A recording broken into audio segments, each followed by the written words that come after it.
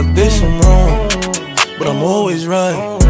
Said I know how to shoot, and I know how to fight.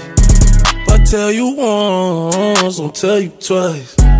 I'm real discreet, like a thief in the night. Look, if I call you babe, you babe for the day, or babe for the night. What's up mga homies? So dito tayo ngayon sa Notorious Motorsports, Lipa, Batangas branch. So may panibago na naman tayong project. Ang project natin ngayon is Ford Mustang EcoBoost. So kung mapapansin nyo dito, kinampitan natin siya ng dual acrophobic na carbon muffler. So kasi gusto nila boss, medyo maingay yung kalabasan ng tunog na itong Mustang niya. So ito kinapit natin dito.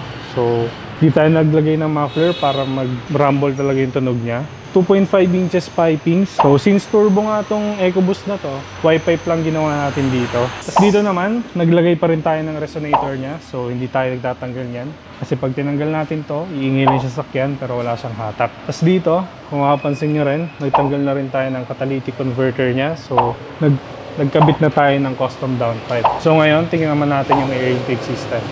What's up mga homies? So ito yung project natin na Mustang EcoBoost. So ito yung kinabit natin sa kanya na air intake system. Yan, pinalitan na natin siya ng 04 stainless. Tapos ito yung pinaka filter na kinabit natin sa kanya, K&N filter. So yan mga homies, pakinggan na natin anong magiging tunog na ito.